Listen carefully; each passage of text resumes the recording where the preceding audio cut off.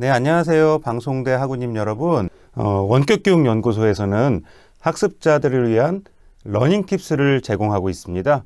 네, 이번 첫 번째 주제로는 과제물 작성을 위한 ICT 활용 노하우에 대해서 말씀드릴 텐데요. 네, 과제물 작성하시면서 어려웠던 점들이 몇 가지가 있었을 것 같습니다. 그 중에서 학우님들이 힘들어하시는 몇 가지 내용을 추려서 학우님들께 팁으로 제공해 드리도록 하겠습니다. 첫 번째는 자료와 논문을 인용하는 방법에 대해서 알아보도록 하겠습니다. 네, 먼저 과제나 논문을 작성하시다 보면 주제에 대한 정의라던가 주장에 대한 근거들로서 다른 논문이나 자료를 이용해야 하는 경우가 많이 있습니다. 이처럼 학술적으로 필요한 부분을 가져다 쓰는 것을 무엇이라고 할까요? 네, 맞습니다. 인용이라고 합니다. 그냥 가져다 쓰면 어떻게 되죠? 네, 표절이 되겠죠. 이때는 반드시 출처를 밝혀야 하는데요. 밝히는 방법 첫 번째, 직접 인용, 두 번째, 간접 인용이 있습니다. 그럼 먼저 이 표절을 하지 않기 위한 방법들을 알아보도록 하겠습니다. 자, 제가 먼저 문제를 준비했는데요. 다음 중에 표절 행위에 해당하지 않는 것을 한번 찾아볼까요? 1번부터 6번까지 나와 있습니다. 자, 첫 번째, 동료가 작성한 과제물을 빌려서 제출했다. 이건 당연히 표절이죠. 두 번째, 인터넷에서 자료를 구입해서 그대로 제출하였다. 이것도 당연히 표절입니다. 세 번째, 출처를 밝히지 않고 인터넷상의 웹페이지를 Ctrl+C, Ctrl+V 해서 과제물을 작성하였다. 당연히 표절입니다. 4번, 출처를 표시하지 않고 다른 사람의 저작물을 조합하여 과제물을 작성하였다? 어떻습니까? 학우님 여러분? 네, 4번도 표절입니다. 그럼 다섯 번째 볼까요? 이번 학기 강의 과제물로 내가 낸 지난 학기 또는 다른 과목에서 제출했던 과제물을 제출했다? 네, 이것도 표절입니다. 그럼 여섯 번째, 출처를 불분명하게 적었거나 필요한 부분에 인용부호를 넣지 않았다. 불분명하게 적었다. 넘어갈 수 있을까요? 네, 아닙니다. 이 부분도 표절입니다. 4번과 같이 저작물을 조합하는 것을 짜집기라고 하고요. 네, 5번 자기가 했던 것을 그대로 내는 것도 자기 표절이고요. 여섯 번째, 불분명하게 표현하는 것도 부적절한 출처 표시로서 모두 표절에 해당합니다. 그렇다면 다른 사람이 주장한 쓴 글들을 가지고 올 때 어떻게 가져오면 되느냐? 첫 번째, 직접 인용이라는 방법이 있습니다. 표절하지 않고 글 쓰는 가장 첫 번째 방법이 되겠는데요. 자, 예시를 한번 화면에서 보실까요? 자, 예시를 보시면 직접 인용에는 아주 간단한 특징들을 볼 수가 있습니다. 대부분은 세 줄 정도 이하로 인용할 경우에는 화면에서 보이시는 것처럼 어떻습니까? 네, 큰 따옴표를 이용합니다. 지금 화면에 큰 따옴표 보이시죠? 예, 문학, 학술 또는 예술의 범위에 블라블라블라 하면서 해석함이 옳을 것이라고 하고 그 아래에 주석으로 출처를 밝혀주었습니다. 저기 지금 보면 저 부분 주석은 어떻게 달지? 라고 하시는 분들도 있을 텐데요. 저 부분 이렇게 달면 됩니다. 네, 한글에서 많이 작업을 하시는데요. 단축키 하나를 알려드릴게요.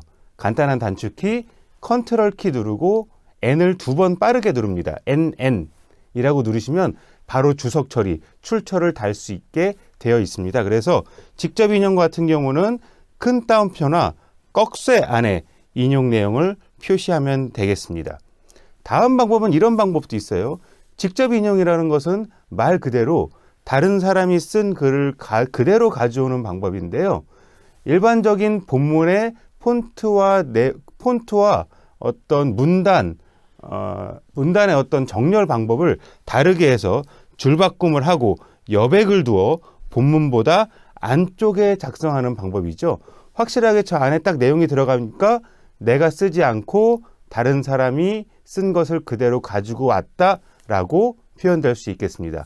마찬가지로 주석 달 때는 아까 단축키 뭐였었죠? 네, 맞습니다. 컨트롤 NN 누르셔서 주석을 하나씩 저작권 그대로 달아주시면 될 것 같습니다. 네, 두 번째 방법인데요. 두 번째는 간접 인용하는 방법입니다. 보통은 직접 인용을 하지 않고요. 간접 인용을 많이 하는데요. 간접 인용은 인용하는 내용을 원문 그대로 사용하는 것이 아닙니다. 그렇죠. 자신만의 표현으로 변경해서 사용하는 것을 말하죠. 아까 직접 인용해서 썼던 내용들을 본인이 이해한 내용으로 바꾸어서 표현하는 방법입니다. 여기서 주의할 점, 그렇지만 원문의 의도나 논지를 왜곡해서는 안 되겠습니다. 또한 직접 인용처럼 화면에서 보이시는 것처럼 따옴표가 보이십니까? 네, 안 보이죠? 네, 따옴표나 꺽쇠를 이용하지 않습니다. 대신에 화면에서 보이시는 것처럼 누구누구는 누구누구의 견해에 따르면 누구누구의 견해를 정리하자면 혹은 누구누구는 무엇이라고 해석한다. 누구누구는 뭐라고 말한다. 이렇게 표현합니다. 지금 두 번째 간접 인용처럼 한승헌은 맨 마지막 보실까요? 뭐라 해석하였다라고 간접 인용의 방법을 쓸 수가 있습니다. 또한 간접 인용할 때, 자, 이 화면 잠깐 보실까요? 자, 이쪽을 보시면 한승헌은 이라고 할 때 연도와 페이지 수를 적었습니다. 아, 한승헌이 1992년에 출판한 책이라던가 어떤 논문이라던가 저자 관련된 저작물을 활용할 때 연도를 밝혀주고 정확하게 어디에서 가지고 왔다라고 표현해 주시면 훨씬 더 정확한 출처 표시를 하실 수 있다라고 생각이 됩니다. 자, 마지막 방법인데요. 간접 인용 중에 완전히 재진술하는 방법이 있습니다. 이 방법에도 저자가 쓴 내용을 본인이 재해석해서 작성을 하되 반드시 참고 문헌에 그 저작권 표시를, 저자의 표시를 정확하게 출처 표시를 해주시는 게 좋겠습니다. 자, 첫 번째로 우리 간접 인용과 직접 인용, 직접 인용과 간접 인용, 표절하지 않고 글쓰기 방법에 대해서 알아봤는데요. 우리 과제물 제출할 때 표절률이 높으면 무조건 0점 처리되는 거 알고 계시죠?